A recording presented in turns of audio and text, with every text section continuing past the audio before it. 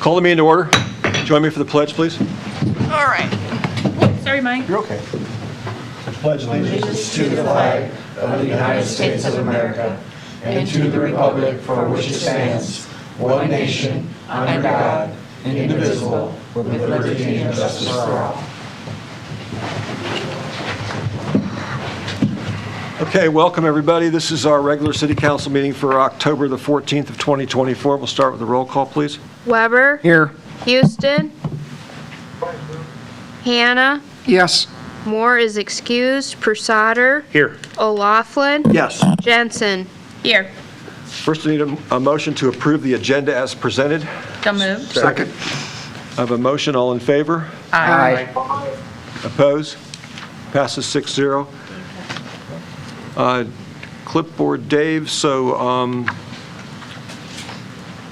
let's start with Chris or Heather. Are you both going, or separately, or? Separately. Okay, Chris is first then. She's got her names on here. Oh, you changed the order. I'm sorry. I was trying to warm the room up for her. Either way. Hi, Chris. Hello. Hi, Chris. Hi. Chris McGraw, 308 5th Street Southeast. I'm here because we got rattled about the sidewalk signs last week. I think it's pretty safe to say I'm the old broad on that block down there. I've been there since 1999, been using sidewalk signs since 1999, and just found out a week ago that we're not allowed to do that. So I'm just here to ask you guys to take a look at it and try to see it from our point of view, because they do us a lot of good. They pull traffic in from the street. I won't speak for anyone else. We keep ours close to the building, partly because of the wind tunnel effect that Main Street has most days. We use it for special events. We use it for our name day that we do every week.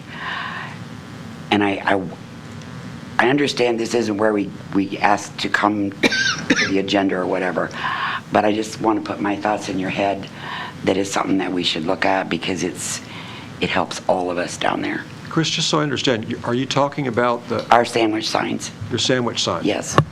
We were informed last week that we can't have them. And that none of us down there, none of us knew that. Okay, This well, is the first time I've ever heard of this, so. So the issue there is on the south side of Main Street, there is no property that's not owned by the public. The property line is right at the front edge of your building. I didn't know that either till last week. Yeah, and that's the issue, is the way that our code reads, you can't have any signage within the right-of-way. So there's things that the council can do, there's things that the city can do in terms of creating an exception within the code to allow for that, but we don't have that exception today, so we have to Right, enforce what's there I today. understand that. Appreciate I get that, I just think it's something that we should talk about, and something that needs to be looked at, because there's only a few of us in retail left down there. It's not an easy thing, and I'd like to see us all stay, and believe it or not, those little signs help. So I just wanted to come and ask you guys to think about it. Maybe we can talk about it a little bit later and figure out a solution. Okay. Sounds Chris, good. Thank just one question for you. Those sandwich signs that you're talking about, are they roughly 2 feet wide? Not saying that it would be limited. I would say ours is about curious. 2 feet wide. Okay, so that's what you guys are About, utilizing. probably I know. about the width of this podium, maybe a little bit longer. We tuck ours up to the building mostly because of the wind. Sure. And in all honesty, ours doesn't stick out from the building a whole lot further than that god-awful ugly gas thing that comes up in front of my building. So Okay. it's not, I don't see it as an impediment to pedestrians or anything like that. It's not in people's way. But they help us, so that's my thought. Thank you for All right, bringing it up. thank you. Chris, thank you. Thanks, Chris. Heather, do you want to go next then?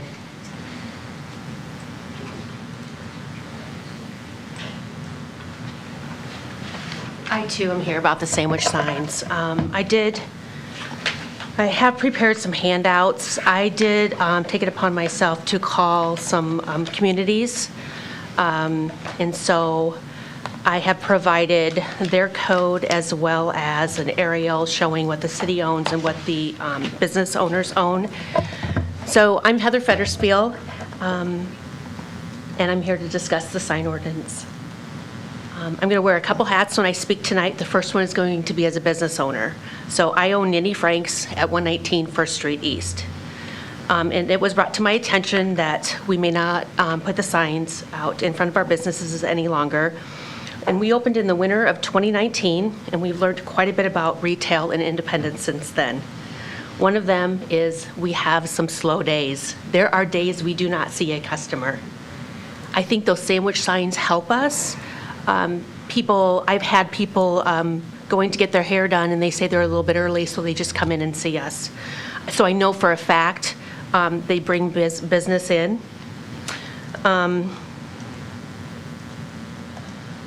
My other hat that I'm going to put on is Realtor. Over the years, I've shown many commercial properties in Independence. Opening a business is tough under the best of circumstances. I think it would be wise for us to give business owners as much of a free advertising as we can. I know I personally have spent money on billboards, over $1,500 a month, and I did see some positive things from that, but I can't sustain that. So again, just wondering if you would revisit the sign ordinance and allow us to put the sandwich signs out. One thing I would like to add is some of the communities, I looked at 5 communities. They all allow it. Some require a permit and approval from the city. They have to be in certain condition. I don't think any of us in Independence have an issue with the condition of the signs, but just wanted to throw that out there. It's Jessup, Manchester, Vinton, Owine, and Waverly are the communities. And again, I did provide the aerial with the property lines so you can see that they're all, the sidewalks are all owned by the city, and I've included the ordinance. So. Do you keep yours closer to the building or closer to the street? I would say it's not in the middle, but simply closer to the building, simply because my flower pot's right out front there as well. So, yeah, but. Did any of those ordinances, Heather, talk about distances? They do. Some of Good. them have a requirement for distance. I'm sure it depends on the width Some of of the them have a sidewalk as well. requirement for the sign. It can't be, Okay. yay big. There's different ordinances for the feather signs as well. So, Okay, sure. yeah. And in there, so it was very time consuming. What I have found, some cities refer to them as Thank you. temporary signs. Some of them refer to them as accessory signs. Some of them refer to them as Thank you. yeah, you're welcome. Sandwich signs. So Jessup was the only community that did not reference signs at all, and they stated they're allowed, and if there is a problem, they will address them at that time. But they were the only community that didn't address them. So, but they are allowed. And the one on the north side of the street, we can have them because, Because there's a portion of that sidewalk that's Right. owned by private entity, Yeah, by the yeah. private businesses. so, So just wondering if you can help us out a bit and move forward with whatever we need to do. All right? So the process typically to make a change related to something like this is for it to go before the planning commission first, because it's within our zoning ordinances. The Okay. signage requirements are within our zoning ordinances. So we can look at doing that in November, putting that on the agenda for discussion with the planning commission. I appreciate you putting this together because you've saved me a bit of time researching that, as well as Matt, our building official. So, but we can put that on the agenda for the November Planning Commission meeting and have that discussion with them and start there. And then they'll make a recommendation to the council as far as what they feel like should be changed. Okay, all right, thank you. Thank you. Heather. Thank you, Heather. Thank you. Allison?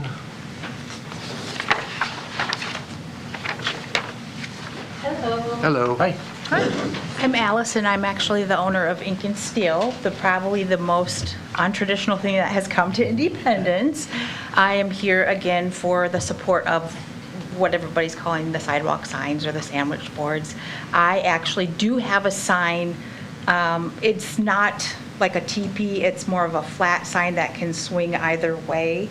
I bought it prior to getting into the building, but then after talking to, I believe it was Matt from the city, I've leaned on him a lot for different ordinances and whatnot. He told me on our side we couldn't have flags that overhung the sidewalk and those type of things out. However, it would be extremely helpful for somebody like me to have one simply because I can offer walk-in services depending on how my schedule is that day. And that's what I have used it for in the past before I knew we couldn't. Are you just outside of Del Rio? Is that where you are? Yes, I'm right beside Del Rio. I have the same physical address, but I have a different mailing address. That was another Okay. thing that I encountered. But wanted to let you guys know that I have been completely welcomed, even with a tattoo shop, so I'm thankful for that. And I'm hoping that you guys hear what these guys are saying today and maybe consider putting us on an agenda so that we might be able to meet with some other people and plan something out. Rules and regulations are absolutely fine, just wanted to give my opinion that I think it would also be helpful. Sure, thank you. So Yeah. just to be clear for everybody that's here, then the Planning Commission meeting will be on Tuesday, the 5th of November at 8:30 a.m. here at City Hall. So if you guys want to come speak to the Planning Commission about your concerns, that would also be helpful. Okay, thank you, guys. Thank you very much. You bet. Thank you. Matt, what was the time of that meeting again? 8:30 a.m. Thank you. Heather, can I ask you one more question? Heather? I'm sorry? Can I ask you one more question? Or how long have you had your sign, your sandwich sign, or whatever we call it, up? I believe I've had one since 2019. Because of the wind, I've had a few of them. The last two seem to be more durable. Okay, how about you, Chris? We've used ours since 1999. Long time. Okay, thank you, appreciate it. Sure. Okay, let's then move to the consent agenda. I need a motion to accept and approve the consent agenda that approves the following. First, the minutes of the September 30th, 2024 regular meeting. Next, the Hardig Drug Number 14 Class E retail alcohol license renewal effective November 12, 2024 through November 11, 2025. And the last is a bow hunting request from Tom Weigand, W-E-I-G-A-N-D, for the 2024-2025 bow hunting season. Do I have that? moved. Second. Okay, I have a motion and a second. All in favor? Aye. Could I ask one question first about that? Has Tom had that before? You never have you? Is this your first year of asking for this? Yes, I'm new in town, Okay. fairly new anyway. Yeah, I seen it. I'm just wondering if that, I didn't ever remember seeing his before, so. Okay, consent agenda, so all in favor? Aye.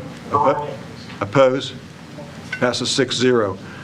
Next, we move to the financials. First, I need a motion to approve the claims for payment. So moved. Second. I have a motion and a second. Again, this is consent, so all in favor? Aye. Oppose? Passes 6-0. Next, we move to the bank reconciliation for information only. Anybody have any questions for Susie about it? I did. Okay. It's very helpful, though. I appreciate it, Susie. Okay. Next, we'll move to item number 8, which is the revenues and expenses to date. Again, this is information only. Anybody have any questions regarding that? Okay. Hearing none, next we'll move to the petitions from the public. Let's start with item number 9, which is the Spear Financial, the city debt report and review. Maggie, you're already up and ready to go. Ready to go, thank Another place to be. It's not that far. I just looked it up. I'm going to be just fine. All right.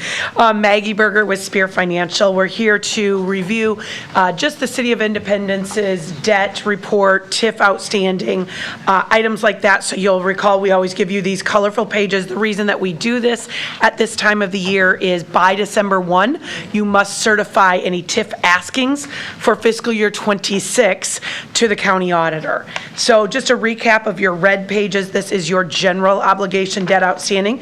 This does go on for a couple, 3 pages. 2023 is on, the 2023 GO issuance is on page 2. Again, we show you what was the amount borrowed, the issue date, the TIC, I remind you, is the true interest rate that is associated with that bond issue. So they've gotten a little bit higher over the last couple of years, but we are starting to see interest rates calm just a little bit with the Federal Reserve moving on rates a few weeks ago.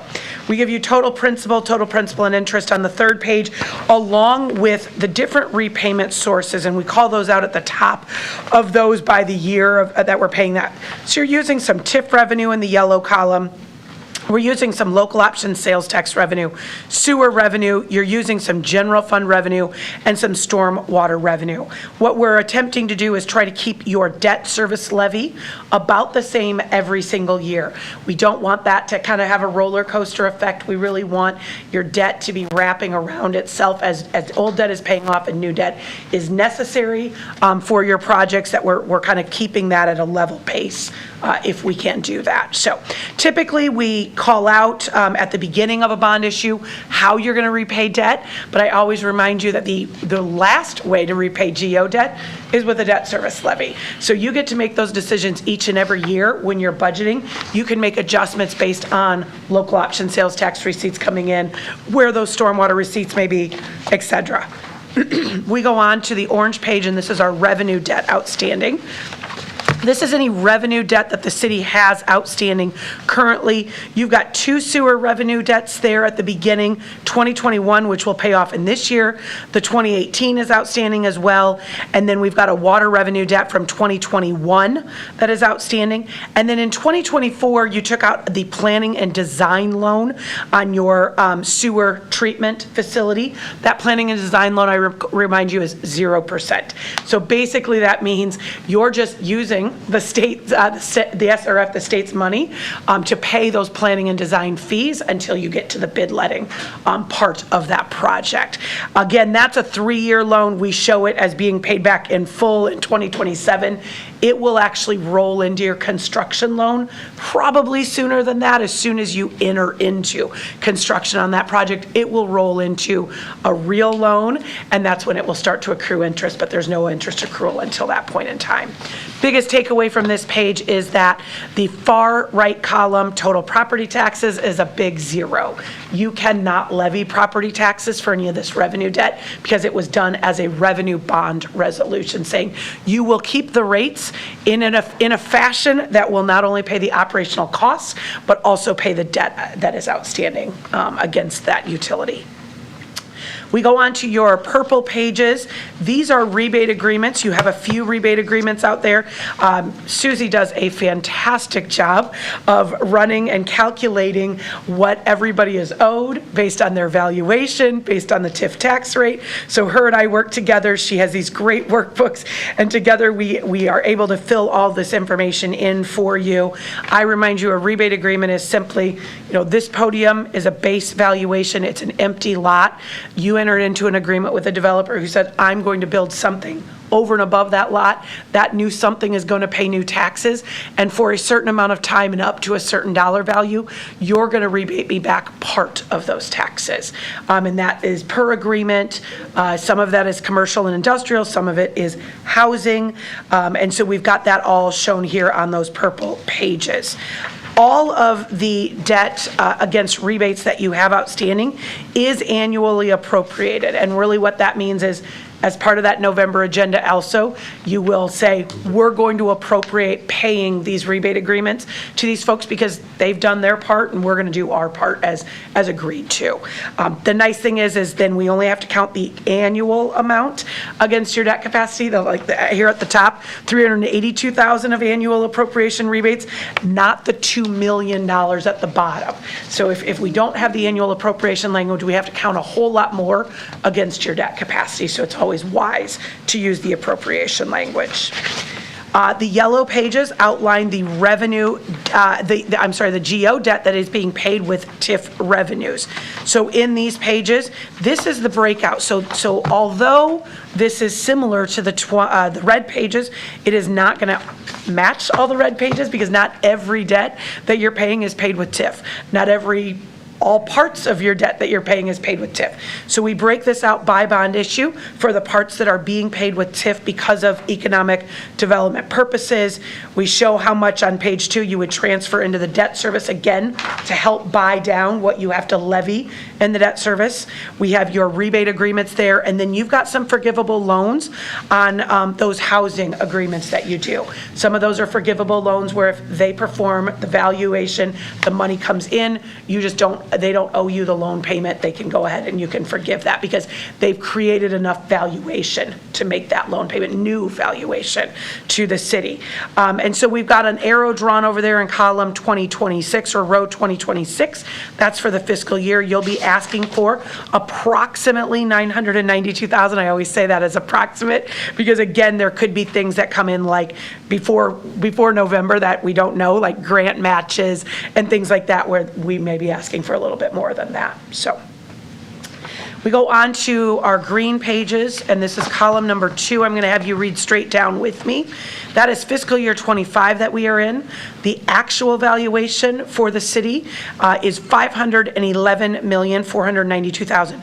I do want you to look to the left and see that that is significantly higher than the $418 million in column number 1.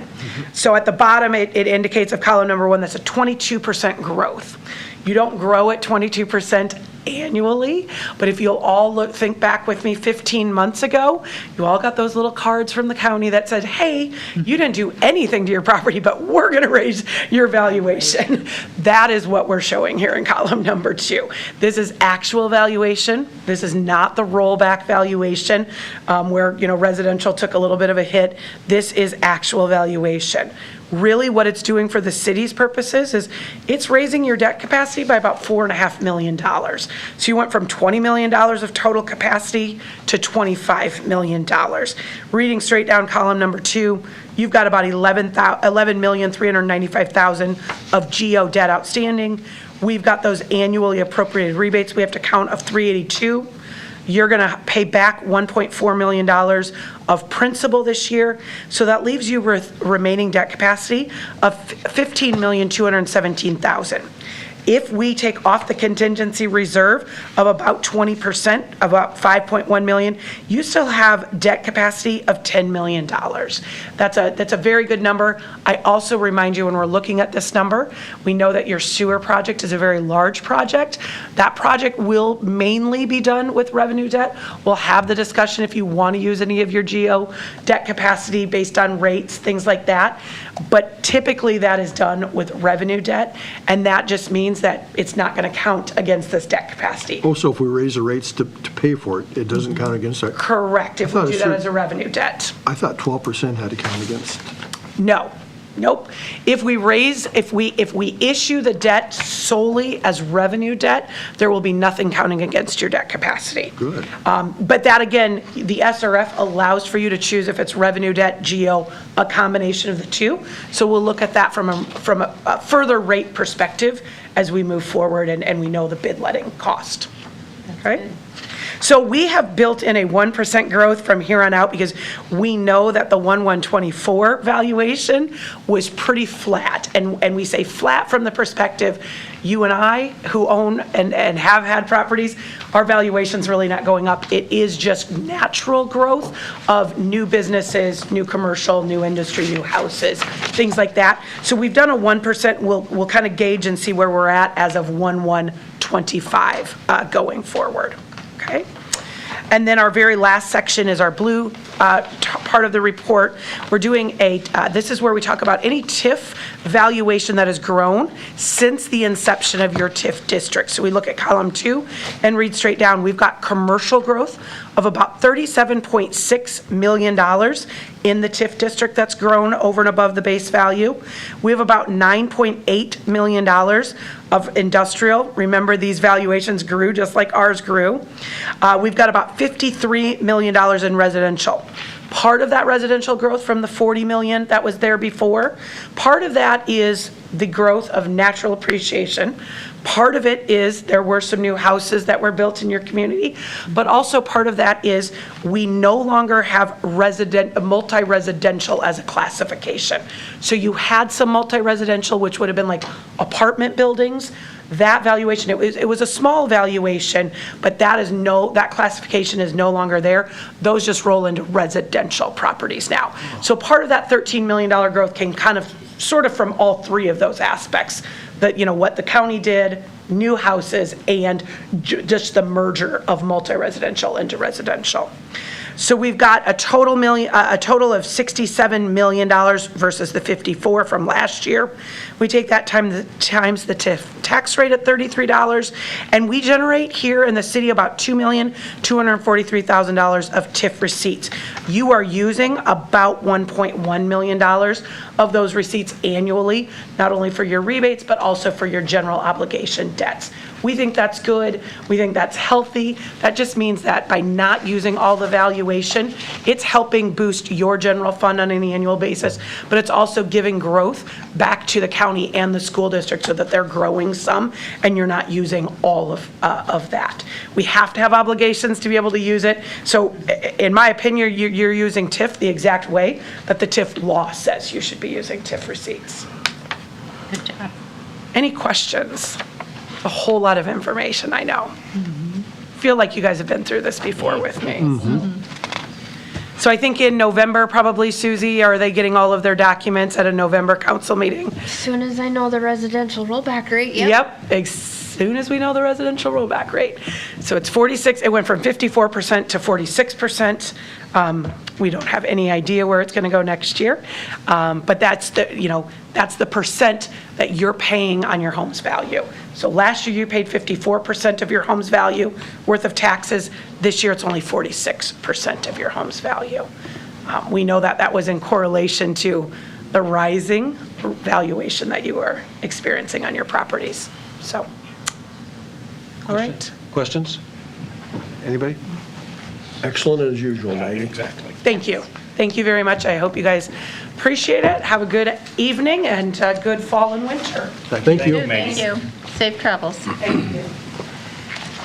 Okay, let's move to item number 10, the resolutions. I need a motion to approve and authorize the mayor to sign a resolution to file the fiscal year 2024 annual financial report. So moved. Second. I have a motion and a second. Discussion with regard to this? Hearing none, this will be a roll call vote. Houston.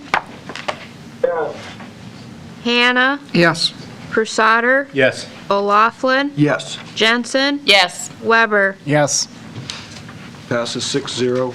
Next, we'll move to to item number 11, which is the commercial restoration rehab grant application. I need a motion to approve the commercial restoration rehab grant application with River Palace Holdings in the amount of $9,165.75. This is for two of the three buildings that River Palace Holdings has for addresses. It's 114 and 116 First Street East. It's not it's not 118, correct, Pete? So I need a motion So moved. and a second, please. I'll second that. Okay, any discussion with regard to this?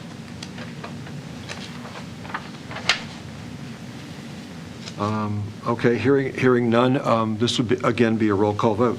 Hannah. Yes. Crusader. Yes. O'Laughlin. Yes. Jensen. Yes. Weber. Yes. Houston. I'm sorry, was that a yes or no? Yeah. Yes? Yeah. Okay, thank you, Tom. Passes 6-0. Next, we move to item number 12, which is the First Street West reconstruction project. Before I get into the motion itself, I want to provide a little bit of background to those that may be hearing this at home. We've actually had it discussed at meeting. We actually had it on October 7th. We had a work session where we discussed it. So just a little bit about what happened. In the summer of 2022, we had discussions about the fact that the First Street West area itself was one of the worst areas in town in terms of development. The McDonald's had moved out. We hadn't had anybody else in there. There's nothing attractive about trying to get businesses in there. So we applied for a community vision study grant. That was on September the 1st of 2022. On October 5th of 2022, Independence was one of 10 communities in the state of Iowa that was selected for this particular grant. We then spent all of 2023 in meetings going back and forth trying to prepare the items that we felt as an executive committee our steering committee were appropriate for us to be looking at in terms of our growth for our city and to do improvements on this particular area. This came before council on December the 4th of 2023 in a work session where we discussed it. The problem when we finished at the work session was we didn't have any money in order to pay for, to do anything that was on our list. So what we talked about doing was having Ridland Cooper, Kuiper? I think it's Kuiper. Cooper. We had them be on the lookout for grants or other things that we could use to do some of the things that are on our project list. Matt had a conversation with them. He also had a conversation with Intercog, and we talked about the fact that there were some federal grants out there that could potentially do a lot more for us and accomplish a lot of things that are on our list of things to do. So we currently have a STBG, which is Surface Transportation Block Grant of $1,389,000 to do from the bridge to 10th Avenue Northwest. Currently, there's an estimate that the total project is going to cost approximately $4.5 million. So we would be having to take out some type of a loan or some type of debt in order to pay for that particular project. But in discussions with Ridland Cooper and also with Intercog, we learned that that particular grant that we have would be eligible to count as our match on a federal grant. So in other words, if we took out a federal grant and say the match was 10%, we could take out a federal grant of $13 million to go toward different items. The $13 million would pay off the rest of from the bridge to 10th Avenue. So instead of taking out debt for that, that would cover that. It would also cover a substantial number of the items that are on our list. It would allow us to take, instead of just stopping at 10th Avenue, we would be able to go all the way to the end of the town. We're talking water, sewage, sidewalks, everything would all be included in that. The whole idea with this grant is so that we're not out of pocket money, but we're looking at using what we have for from the STBG as the baseline, and then we add the additional items into it from there in order to accomplish as much as we possibly can without further outlay by the city. There is a cost of getting these types of grants with the federal government. They're much more difficult to do, and as a result of that, we have a bid from Ridland Cooper for $159,000, which covers all of the workup, the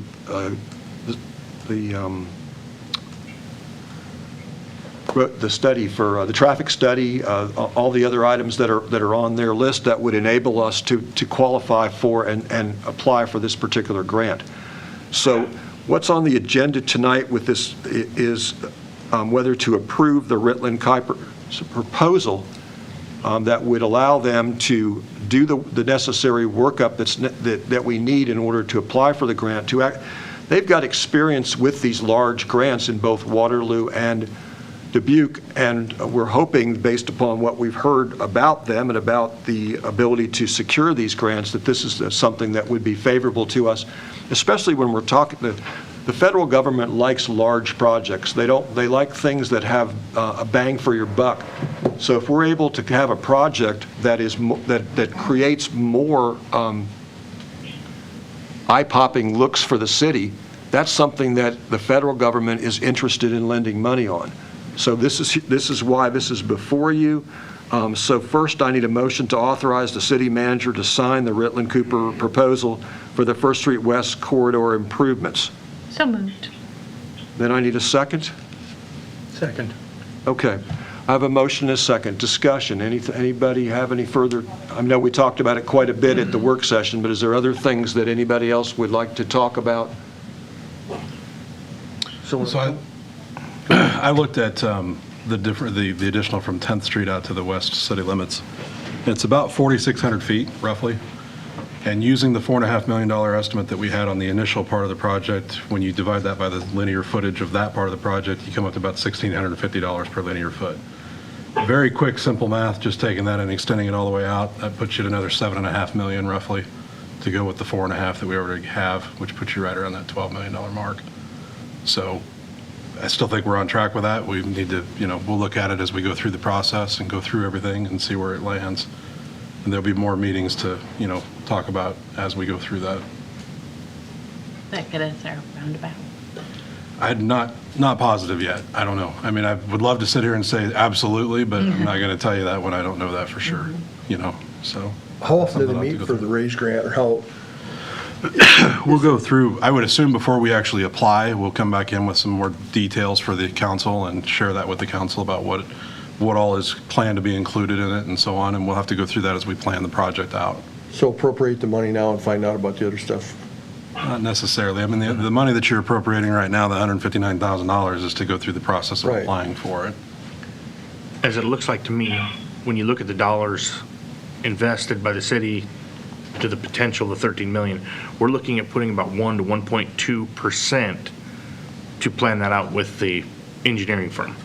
So that sounds very feasible to me when you look at the amount of money that by them being able to put that together. Of course, that's not a guaranteed grant, right? Right. And then maybe we talk about that in our work session. There may be some additional monies, but at that, I mean, for looking at return on our investment with having them write that grant at a 1.2% based on what they could get for us, it seems extremely positive.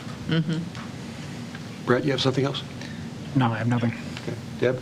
No. Tom, do you have anything? No, sir. Okay, thank you. Catherine, anything else? No, I just had that one question. Okay. This would then be a roll call vote. Crusader, Yes. O'Laughlin, Yes. Jensen, Yes. Yes. Weber, Houston, Yes. Hannah. Yes. That passes 6-0. Next, we move to the item number 13, which is the fire truck update. We don't need a motion here any longer because there's been a couple of updated changes, but we still want to give you information in terms of of what happened. So we had an accident September the 15th involving our fire engine.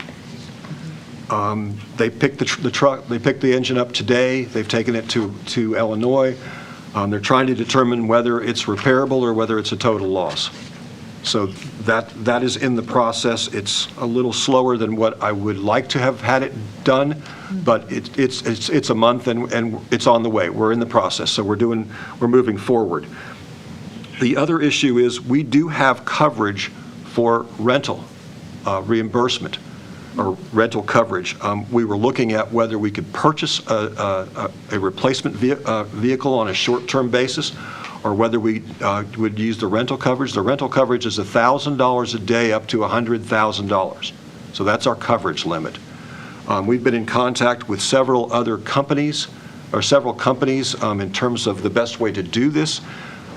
We've got a company that's in Alabama. Right. That's one of the bigger specialists in terms of this particular type of equipment. And we've determined that they can rent us a similar type of engine to what we have for $385 a day? $325. $325 a day rather than $1,000. The problem that we have is we don't know if it gets there and they determine it's a total loss. We've got this scheduled on our policy for a little over $400,000. It's not going to cover the price of a new engine, but it would cover there's money there. We do need to point out, too, that on the policy, it is not actual cash value. It's listed on the policy as replacement cost. Which is a good thing. Which is a good thing. So if they have to do repairs, we're hearing that could be anywhere from 6 months to a year and a half. Oh, my. So at the $325 per day, that'll take us, 307 point something. Okay. Is the number of days. So roughly a year. So we would be doing okay at that point. Usually, from my experience, and not with heavy equipment like this, but from my experience, when there's a lot of rental involved, they take that into consideration when they're considering whether to total loss something or not. So we're hoping that we're dealing with an independent adjuster who's also working for ICAP, who's hired by ICAP to do the heavy lifting in terms of the evaluation. We're hoping that once it gets there and the people there at the shop there in Illinois can look at it and make a determination in terms of whether it's can be repaired or not. The other part of it is because the truck is in Alabama, it would cost us approximately $4,000 to get it here and then $4,000 to get it back. So we also have to We're consider. responsible for that. And we don't know for sure, or unless you've confirmed it or not. We don't know for sure whether the insurance provider would cover that transportation cost or not, but we do know that we would have to pay that, at least initially.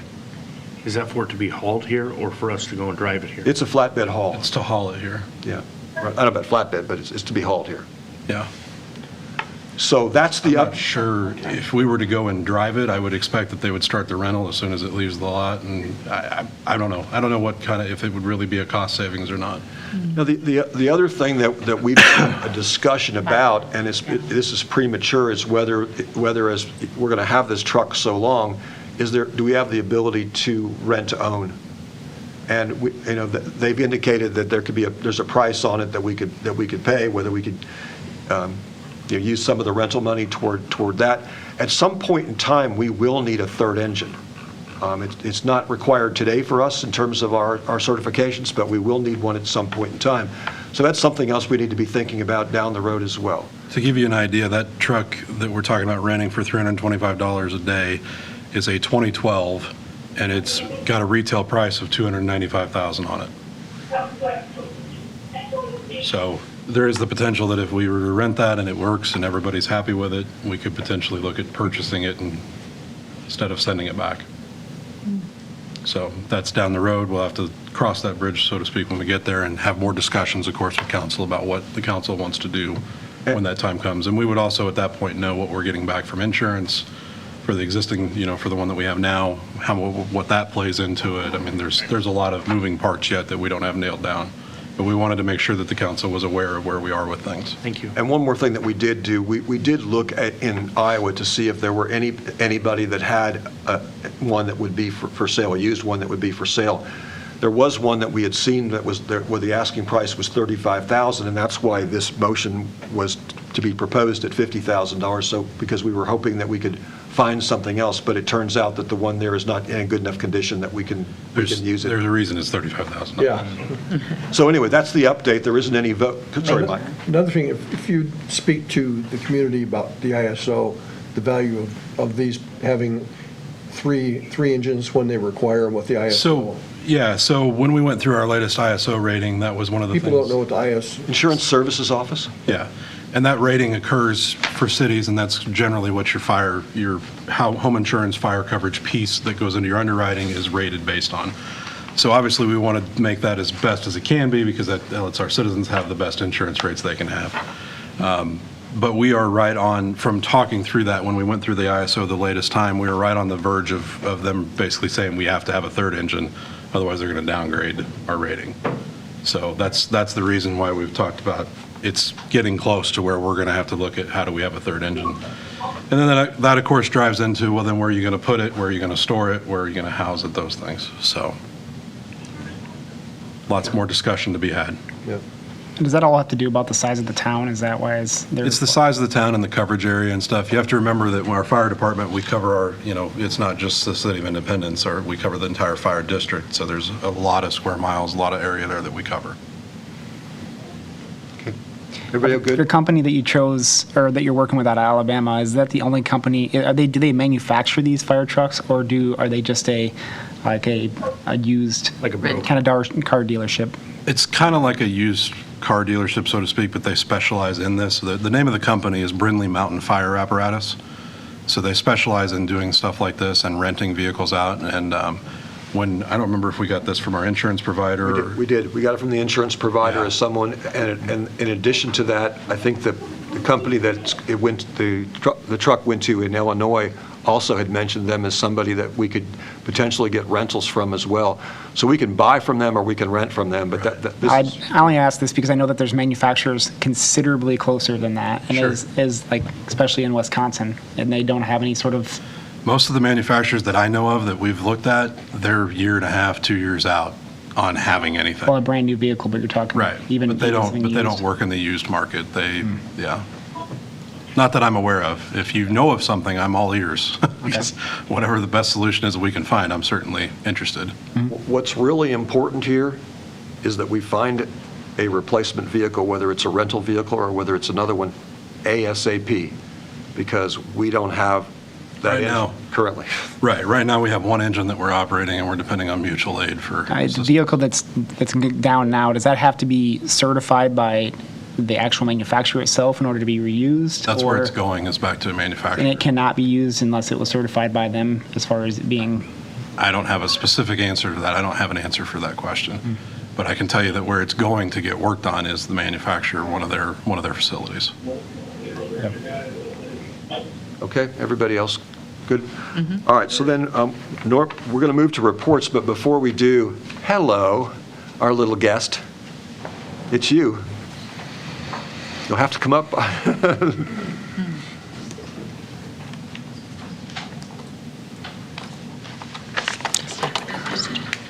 Tell us your name and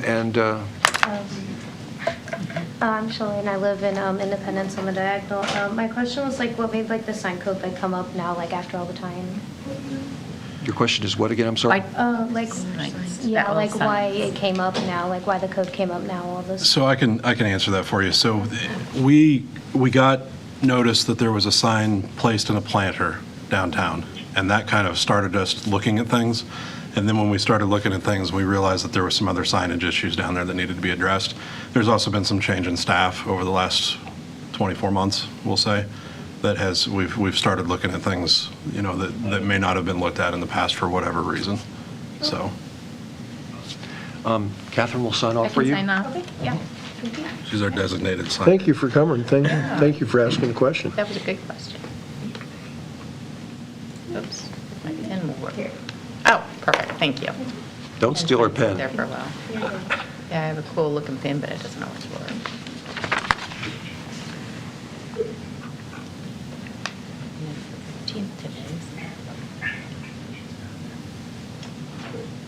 There you go. Thank Good you job. again for Thanks for coming. coming. We really appreciate you East Buchanan people coming because our Independence people will not come here. They don't like us. Okay, moving to reports. We have the police department monthly report for the numbers. Hold on, Dave. Does anybody have any specific questions with regard to anything that's on the report that Dave gave us in terms of the number of different incidences or whatever on his report? It's very surprising, some of the things that Little Independence has that we didn't expect. Anything for Dave? Okay. Thanks, Dave. You did great. Thank you. Thanks, Chief. Next to the fire department monthly report, Blake's not here, but does anybody have any questions we can take back to him with regard to his report and the numbers that he has? Okay. Then we'll move to, Can we go back just for a second Yes. to Dave? Any more news on the cameras? It's not. we're not supposed to be talking about anything other than the report itself, Mike. Well, we have, At the end, though, you could ask. Mike, if you want to contact me tomorrow, you've got my email address. I'm pretty sure of that after last night, so give me a shot on that. yep, You should have. I don't want to know what that... When we get to my report, ask me your question and all right. we'll go there, okay? Sorry, we're trying to follow the rules, Clean and it up. and the rules say that we're not supposed to talk about anything that's not on the agenda. All right. All right. Next would be the building department monthly report. Is there any questions anybody has for Matt with regard to his report? Again, Matt, I really appreciate the report and the way that it's all broken down and everything. It provides a lot of really good Excellent. information for us. Welcome, thank you. Other questions? Okay, then we also have the independent light and power reports. Anybody have any questions with regard to those? Okay, hearing none, we'll move to council members. Brett, you have something? I have nothing. Okay.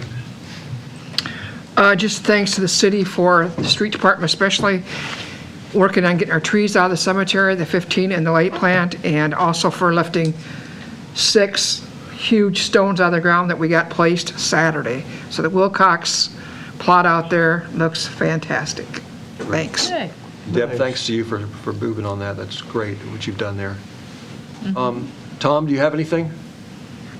That was first time, sir. Thank you. Thank you, Tom. Brian? Good, sir, thank you. Mike? Okay, Matt, I'll direct the question to you. You got it. Anything new about as far as the cameras or appeals or? In terms of appeals, I mean, we are working through that process of filing an appeal with the DOT. There really isn't an update, so to speak, for tonight, other than the fact that the cameras are not, I mean, they're still functioning, they're collecting data, but they are not operating in terms of issuing citations. Have they issued a date that they'll have a resolution on the appeals? No, not that I'm aware of. Anything else, Mike? Catherine? I don't have anything, thank you. Okay, I don't have anything either, Matt. I've got several things for everybody to think about. I wanted to point out, Mark, thank you for emailing me this afternoon about the Trails Grant. I want to let the council know that Mark did email me. He's spoken with the Director of Systems Planning for the DOT about the SRT grant that we applied for, and we were not successful in applying for that grant. This is the second year, I believe, that we've applied for that and not gotten it. And this is for the trail down by Enterprise Drive. They had $3.5 million in funding available. However, they received 30 project requests representing $17 million in funding from them, and $38 million was the total project cost of all 30 of those submittals that they received. And again, they had $3.5 million to work with there. So we'll continue working through that. I know there's some other funding sources out there, and I think I'm going to talk with Crawford about that and have them help us work with applying for the one that comes to mind is the TAP grant that you had emailed me about, and I'll get you an email back on that probably tomorrow morning about it. But want to start working through that and see what we can do if we can use that. That's more of a local grant. That's an intercog grant rather than this one, which is statewide. So Southwest Park improvements was listed in a resolution from April of 22 for ARPA funds. But at some point during the time from then to now, those improvements were removed internally. There was no resolution done that we're aware of removing them from ARPA funds. And the reason I'm bringing this up is because we have about $9,200 worth of bills to pay for the pier that was put in down there. And we wanted to do that project, but we're thinking after going back through and looking at things that it would make more sense to use ARPA money to pay for that $9,200. We have approximately, I want to say around 18,000 that's either unspent or unallocated. I think 8,000 of it roughly is what's unspent, and there's about 10 that's unallocated. So that's what we're thinking we should do with the remainder of that. Just want to let the council know about it. I don't see there being any need for anything there other than we have talked about using about 9,000 of those funds that have been allocated to other projects that weren't done and either aren't going to be done or just weren't needed, and reallocating those towards the Bob Hill Memorial that Aubrey Hill is working on downtown. So that will require a resolution of the council in order to modify and reallocate those funds. What about the Third Ward Park? What were we didn't spend the money. I mean, it was. What did we have planned for Third Ward Park? That's what the money was for. That's what the Southwest Park improvements was for? I'm not aware of us having, I don't remember seeing anything in the spreadsheet related to that, unless I didn't see it. Susie, is that ringing any bells for you? No, not Third Ward Park. It was like around the Triangle Pond. Oh, okay. Is what That's that where was I was identified I thought for. it was resurfacing courts. No. Mm-mm. No, Bob might have had something planned in his budget, but not with ARPA money. Yeah, I was under the impression that this was originally supposed to be something for around Triangle Park there, and since we did the work putting the pier in there, it kind of just makes sense to use it for that. Sure. I know where you're coming from. Well, I thought when you said Southwest Park, that's what I was thinking too. Yeah, Triangle Park is what I was meaning. So, anyway, there'll be a resolution coming at a future council meeting, probably the next one, related to the ARPA funds and reallocating, and we'll have more finite numbers for you. They won't be round numbers like I'm working with. And then I wanted to give you an update on health insurance. We got our renewal rate back from Wellmark, and our rates are going up 5.28% for health insurance. Our dental is going up 2%. The remaining stuff is all staying flat. Vision basically is staying flat at the rate that it was. Our plan is to split those costs per the formula that we currently have, where families pay a certain percentage, the city pays a certain percentage. I will point out, too, that last year was a decrease of 10.47%. So things are still in a pretty good situation in that regard. And then the last thing that I wanted to mention was we included in the budget for fiscal year '25 for the lab tech position to have a full year. We have not done that. We have not advertised that job, but our intent at this point is to advertise that job to start on the 1st of January, around the 1st of January. So we're going to start the process of putting that out and letting people know that there's an application out there for it and so on to start that hiring. So that amount that was in the budget, instead of being a full year's worth of salary, would only be 6 months worth of salary. Is she still planning on staying in through the end? She is staying until the 30th of June is her date. And then with that, our police chief position, August, September, yes. August, September of next year. So my thought process right now is around February to start kind of doing the same thing, where we'll get a position posted so that we can have some overlap there with the chief also. And at this point, my thought is to use some of those. Well, we can't do that. We'll have to talk about how we're going to pay for it. So we'll get there.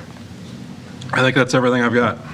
One question, could we get on our agenda for our November meeting? And we've talked about it before, but it's never done anything, is the downtown parking. I have had a few calls about some businesses down there that, with all the people parking down there, that stay forever, obviously employees, and to limit to 2 hours so that people can come into them shops. And I thought we'd made a decision to do that. There was a We letter wrote a letter. apparently that went out. We wrote a letter, yeah, the mayor and I both wrote a letter about it. Chief, we had talked about changing the signage for parking downtown to 2 hours. Yes, we have. Can you come up and maybe give us a quick Sure. update on where we are with that?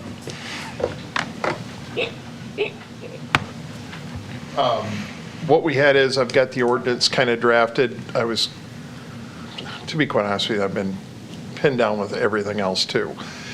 And what I felt was we could get that changed, because overnight downtown in the winter, you can't park anywhere in the downtown. So if we're going to do that, it would make sense to get that done before April. So I felt we'd be okay at approaching that. I've got the cost from Bob. He was kind enough to help me out with the signage costs, and I've got the number. If, off the top of my head, if I can remember, I got it in the office, it's 26 signs that we'd have to do, and I think they were around $27 or $28, but don't hold me to that. They might have been more expensive.